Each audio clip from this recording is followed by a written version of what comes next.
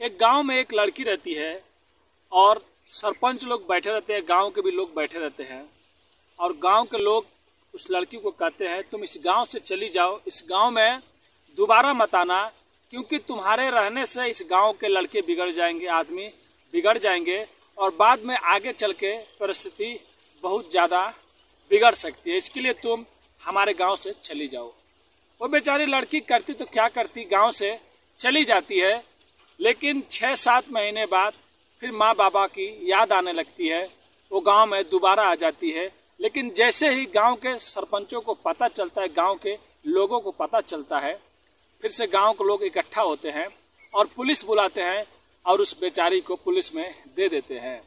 Police लेके जाती है तो पुलिस को न्याय करना चाहिए, कुछ गड़बड़ है तो देखना चाहिए, लेकिन पुलिस भी 3 दिन और 3 रातें उस बेचारी के साथ में बलात्कार करते रहते हैं। उसके बाद वो लोग भी उसको छोड़ देते हैं। तो चलिए पूरी कहानी को बताएंगे कि वो कौन लड़की थी और उसके साथ में क्या हुआ था।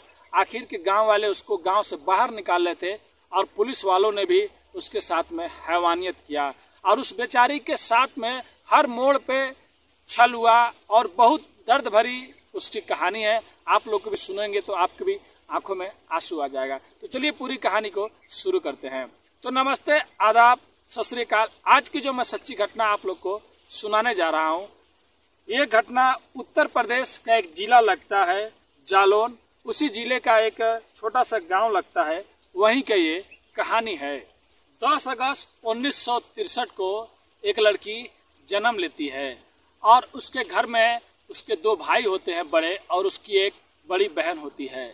धीरे धीरे वो लड़की बड़ी होने लगती है, लेकिन किसी कारणवश उसके दोनों भाई का मौत हो जाती है। अब दोनों बहनें बच जाती हैं और थोड़ा बड़ा होने पे जो लड़की का जन्म हुआ रहता है उसका नाम फूलन देवी रखा जाता है। अब धीरे धीरे बड़ा होते जाती है और गांव में सबसे तेज और तरार रहती है। कहीं भी अगर कोई गलत काम होता था तो वो उसका विरोध करती, वो उसका सामना करती डटकर। एक दिन ऐसा होता है कि उसके पिता का एक भाई रहता है, यानी कि फूलन देवी का ताऊ जी रहते हैं।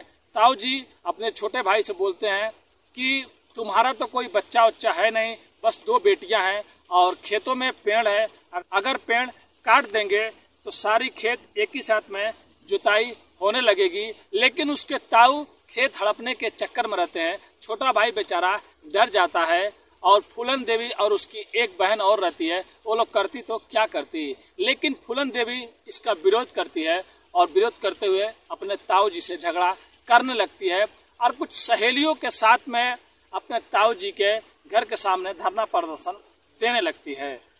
अब धरना प्रदर्शन देने लगती है तो उसके ताऊ को बुरा लग जाता है कि मेरे छोटे भाई की बच्ची फूलन देवी जो महज 10 या 11 साल की है, अपने दोस्तों के साथ में देखो ये क्या कर रही है। वो उसको मारते हैं, पीटते हैं और वहां से उसको भगा देते हैं। अब हर दिन आए न आए दिन कहीं ना कहीं से फूलन देवी का घर पे शिकायत आते रहता है। अब उसके घर वाले भी परेशान हो जाते हैं और बड़ा ताऊ जो रहता है वो खेत को भी हड़प लेता है। अब फूलन देवी के जो पिता रहते हैं, माता रहते हैं, वो लोग सोचते हैं कि क्यों ना इसका शादी कर दिया जाए, शायद फूलन देवी का शादी हो जाए तो ये अच्छे से अपने घर में रहने लगेंगी और किसी से कोई झगड़ा, कोई प्रॉब्लम नहीं आएगा, घर बस जाएगा। उसके बाद वहाँ से कुछ दूर पे एक लड़का देखा जाता है और उस लड़के का उम्र 35 साल रहता है और फूलन देवी का उम्र मात्र 11 साल रहता है। उसके बाद फूलन देवी का शादी उस लड़के से कर दिया जाता है और वो अपने ससुराल चली जाती है। लेकिन ससुराल जाने के बाद भी ऐसे ही होता रहता है, छोटे छोटे बच्चों में घूमना और शरारतें करना, अभी भी बचपना साथ में ही था। लेकिन वहाँ के जो सास थे और भी जो लोग थे, अक्सर वो गुस्सा करते थे, लेकिन कहे तो किससे कहे।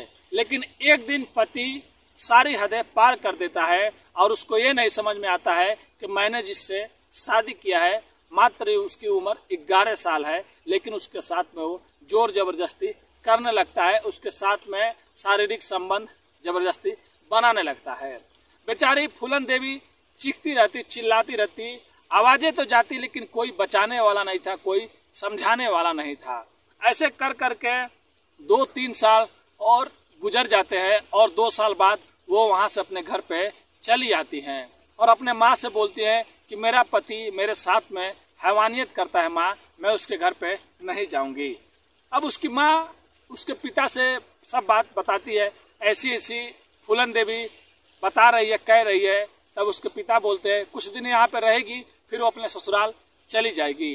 कोई भी उसकी भावनाओं को, उसके दर्द को नहीं समझ रहा था कि उसके पति ने उसके साथ में कितना गलत किया। एक बार भी नहीं सोचा कि जिससे मैं शादी किया हूँ खुद वो बच्ची है तो कुछ साल और इंतजार कर लेना चाहिए, लेकिन उसने भी अपने ही पत्नी के साथ में हैवानियत किया।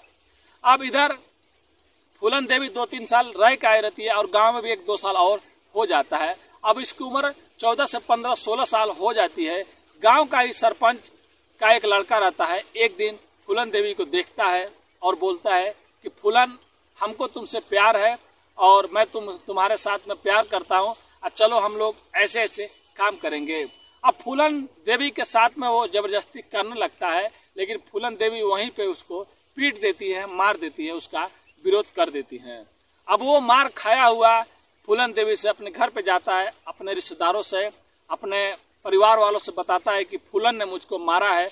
अब उसके घर वाले गुस्सा हो जाते हैं और गुस्सा होने के बाद उसको, उसके पिता को, सबको बुलाते हैं और गांव में एक सरपंच का एक टोली बैठता है और बोलते हैं कि अगर तुम्हारी लड़की इस गांव में रहेगी तो सारे गांव के मर्द बिगड़ जाएंगे, बच्चे बिगड़ जाएंगे, इसकी भलाई इसी में है, इसको गांव से निकाल दिया जाए।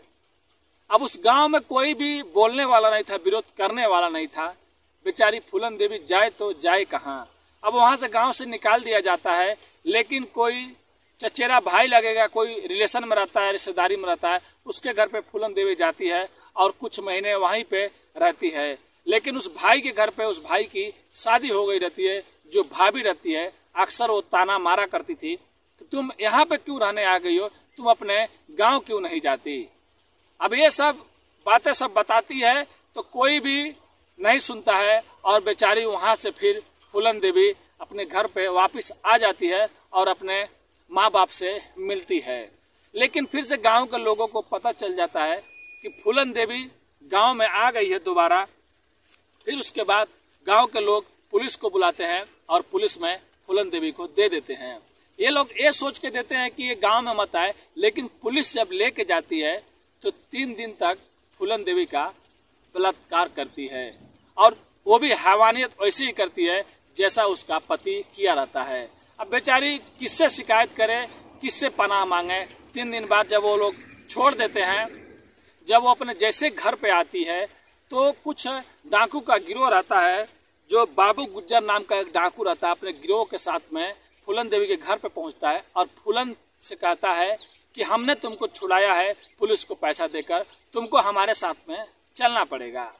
अब फूलन देवी बाबू गुज्जर के साथ में चली जाती है और डाकुओं के साथ में रहने लगती है। कुछ दिन तो अच्छा रहता है, फिर बाद में बाबू गुज्जर नाम का जो डाकू रहता है वो भी पुलिस वालों ने जैसा किया था, उसके पति ने जैसा किया था, वो भी वैसा हैवानियत फूलन देवी के साथ में करने लगता है। अब वहां पे बेचारी को कोई बचाने वाला नहीं था, कोई टोकने वाला नहीं था। ऐसे ऐसे करके बहुत दिन बीत जाते हैं। फिर उसी में एक विक्रम मल्ला डाकू रहता है, वो भी उन्हीं लोग के साथ में गिरोह में काम करता है। वो बोलता है कि मैं विरोध करूंगा और एक दिन कुछ अपने साथियों के साथ में वो बाबू गुज्जर को बोलता है कि तुम छोटी सी बच्ची के साथ में क्यों ऐसा करते हो, सोचना चाहिए। इस बीच में इन दोनों में झगड़ा हो जाता है और विक्रम मल्ला जो रहता है वो गोली मार देता है बाबू गुज्जर को और उसकी वहीं पे मौत हो जाती है। उसके बाद और भी उसके 1-2 आदमियों को मार देता है और खुद अपना गिरोह बना लेता है। अब विक्रम मल्ला वहां का सरदार बन जाता है, उनका लीडर बन जाता है और फूलन देवी को अपने साथ में रख लेता है। उस टाइम जितने भी डाकू रहते हैं सब आदमी रहते हैं, कोई भी औरत या लेडीज नहीं रहती है, बस एक फूलन देवी रहती है। अब हर दिन विक्रम मल्ला फूलन देवी को बंदूक चलाने को, डकैती डालने को, कैसे क्या किया जाता है हर दिन सिखाने लगता है और अपने साथ में रखने लगता है। अब फूलन देवी को कहीं जाके सुकून मिलता है, राहत मिलता है। लेकिन कुछ साल बीते रहते हैं, तभी बाबू गुज्जर का 2 आदमी लोग जेल से छूटते हैं और जेल से छूटने के बाद जब उनको पता चलता है कि विक्रम मल्ला ने हमारे सरदार को मार दिया, वो भी एक लड़की के लिए, तो लोग जाते हैं और विक्रम मल्ला से मिलते हैं। वो लोग पुराना आदमी उसके रहते हैं और मिलने के बाद वो लोग भी फूलन देवी के साथ में वही सब करना चाहते थे। इस पर फूलन देवी ऐतराज करती है और उन लोगों को गाली ओली कुछ दे देती है, जिससे वो लोग गुस्सा हो जाते हैं। और कुछ दिन चलता है, लेकिन जैसे ही बाबू गुज्जर के जो 2 आदमी रहते हैं मौका पाते ही विक्रम मल्ला को गोली मार देते हैं और उसके कई और भी साथी को गोली मार देते हैं। और कुछ मल्ला बिरादरी के जितने भी डकैत रहते हैं वहां से वो लोग भाग जाते हैं और ये लोग फूलन देवी को पकड़कर एक गांव में लेके आते हैं। जो कानपुर से एक छोटे से गांव में लोग फूलन देवी को पकड़ के लेके आते हैं और लगभग 22 लोग 21 दिन तक दिन रात फूलन देवी से बलात्कार करते हैं। फूलन देवी गिड़गिड़ाती रहती कि छोड़ दो, मुझे जाने दो, ये सब पाप है, लेकिन कोई भी फूलन देवी की आवाज सुनने वाला वहां पे नहीं था। और 22वें दिन एक दिन उसी गांव में फूलन देवी को बाहर निकाल देते हैं और कपड़े खींच लेते हैं, एक भी कपड़ा तन पे नहीं रहता है, और बोलते हैं जाके पानी लेके आओ कुएं से भरकर। और गांव में चीखते चिल्लाते कहते हैं, गांव वालों निकलो और देखो, यही फूलन देवी है जो अपने आप को बहुत बड़ी डकैत बोलती है और ये डाकू फूलन देवी है। कुछ लोग तो शर्म से अंदर घुस जाते हैं, कुछ लोग जो ऐसे रहते हैं वो लोग देखते रहते हैं। लेकिन मल्ला गैंग के कुछ जो डाकू रहते हैं, बचे रहते हैं, वो लोग को मालूम चल जाता है। अब गांव से एक गांव से दूसरे गांव में खबर जाता है, दूसरे से तीसरे गांव में, कि एक गांव में एक डाकू है जिसका नाम फूलन देवी है और गांव वाले ने उसको कैद करके रखा है और उसके साथ में बहुत जोर जबरदस्ती हो रहा है। अब इधर मल्ला गैंग के जितने भी बचे रहते हैं डाकू लोग, वो लोग एक दिन ढाबा बोल देते हैं और ढाबा बोलने के बाद फूलन देवी को वहां से छुड़ाकर लेके चले जाते हैं और फूलन देवी से कहते हैं कि तुम टेंशन मत लो, हम लोग अपना फिर से गिरोह बनाएंगे और हम लोग बड़ा गिरोह बनाएंगे और उसके बाद हम लोग सब लोगों से बदला लेंगे। अब उसके बाद फूलन देवी दिन पे दिन और डकैतियां डालती गई और जब एक दिन इनका गिरोह बहुत बड़ा हो गया, तब इसको मालूम चलता है कि उसी गांव में किसी के घर पे शादी होने वाला है। अब ये लोग 2 बिरादरी रहता है, एक मल्ला बिरादरी, एक जो दूसरा बिरादरी का जो बाबू गुज्जर का उस बिरादरी का रहता है। अब जब मालूम चलता है कि उस घर में शादी होने वाला है, तब फूलन देवी अपने आदमियों के साथ गांव में ढाबा बोल देती है और चारों ओर अफरा तफरी मच जाता है कि डाकू भी गांव में आ गए, शादी में आ गए हैं। वहां पे वो दोनों आदमी तो नहीं मिलते हैं जिसने विक्रम मल्ला को गोली मारा था और जो लोग फूलन देवी को उठा के लाए थे, लेकिन जो 22-23 लोग जो भी मतलब बलात्कार किए थे, उसमें से 2 आदमी उस शादी में मिल जाते हैं। अब फूलन देवी इतना नाराज रहती है, इतना गुस्से में रहती है कि वहां पे जितने भी लड़के रहते हैं, लगभग 22 लोग आदमी लोग रहते हैं, अपने आदमियों को हुक्म देती है और बोलती है सब पे गोली चला दो। लगभग एक ही बार में कुछ मिनटों में 22 लाशें गिर जाती है और 22 लाश गिरने के बाद फूलन देवी अपने आदमियों के साथ वहां से चली जाती हैं। अब इधर पूरे राज्य में हड़कंप मच जाता है, पूरे देश में हड़कंप मच जाता है कि एक जगह एक डाकू है जो 22 लोगों को एक ही बार में कत्ल कर दिया, मौत के घाट उतार दिया। उस टाइम उत्तर प्रदेश के मुख्यमंत्री थे बीपी सिंह, वो तुरंत इस्तीफा दे देते हैं और प्रधानमंत्री थी इंदिरा गांधी। अब इंदिरा गांधी जी के ऊपर भी प्रेशर पड़ने लगा, कैसे भी उसको अरेस्ट कीजिए, जिंदा या मुर्दा उसको पकड़िए। अब जितने भी पुलिस थी, आर्मी थी, सबको उतार दिया जाता है और बीहड़ का चप्पा चप्पा छाना जाता है, लेकिन कहीं भी फूलन देवी नहीं मिलती हैं। हाँ, कुछ आदमी लोग मिलते हैं जिनको पुलिस वाले, आर्मी वाले गोली मार देते हैं, लेकिन फूलन देवी का कुछ भी पता नहीं चलता है। फिर एक एसपी होते हैं राजेंद्र चतुर्वेदी, वो इंदिरा गांधी जी से मुलाकात करते हैं और कहते हैं कि मैं फूलन देवी को सरेंडर करवाने में आप लोग की मदद कर सकता हूं, लेकिन उसकी कुछ शर्तें वो आप लोग को मानना पड़ेगा। अब इंदिरा गांधी जी सब मान जाती हैं। फिर फूलन देवी 1983 फरवरी का महीना एसपी राजेंद्र चतुर्वेदी जी की मदद से, अब फूलन देवी की 6 शर्तें रहती है।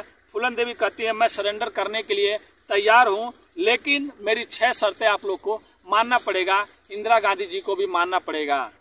अब एसपी राजेंद्र चतुर्वेदी बोलते हैं कि आप अपनी शर्तें बताइए। वो बताती हैं कि मैं उत्तर प्रदेश में सरेंडर नहीं करूंगी। अब दूसरी बात, मैं अपने हथियार डालूंगी तो गांधी जी के सामने और दुर्गा माता जी के सामने। तीसरा कि मुझे फांसी नहीं होगा, और भी चीज़ बताते हैं कि मुझे 8-9 साल से ज़्यादा सज़ा नहीं होगा, और जो भी मेरे घर के लोग हैं चाहे जो बच्चे हैं उनको ज़मीन पेंशन मिलना चाहिए उनकी ज़िंदगी व्यापन करने के लिए।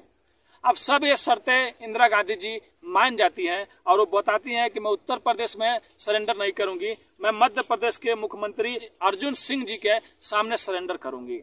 सब शर्तें मान लिया जाता है और एक दिन ऐसा आता है जिस दिन फूलन देवी सरेंडर करने वाली होती है 1983 में। उस दिन लगभग 300 पुलिस वहां पे बुलाए जाते हैं, खूब अच्छा सा मंच सजाया जाता है और वहां के मध्य प्रदेश के मुख्यमंत्री अर्जुन सिंह जी और एसपी राजेंद्र चतुर्वेदी जी और भी बड़े बड़े नेता अधिकारी सब वहां पे जमा रहते हैं और फूलन देवी अपने साथियों के साथ में वहां पे सरेंडर करती है। लेकिन सरेंडर करने के टाइम ही जब वो देखती है कि यहाँ पे कई हजार लोग फूलन देवी के चाहने वाले पहुंच गए हैं, तो पुलिस के भी कंट्रोल से वो लोग बाहर आ रहे थे, क्योंकि पुलिस वाले 300 थे और कई हजार के लोग तादाद में लोग वहां पे पहुंचे थे फूलन देवी को देखने के लिए। क्योंकि डकैती के टाइम जब वो डाकू थी तो अमीरों से अक्सर लूट कर गरीबों में बांट दिया करती थी, अपने जाति में या अपने जो भी गरीब हुआ करते थे शादी में सबके पैसे रुपये दिया करती थी। उसके बाद वो सरेंडर कर देती है।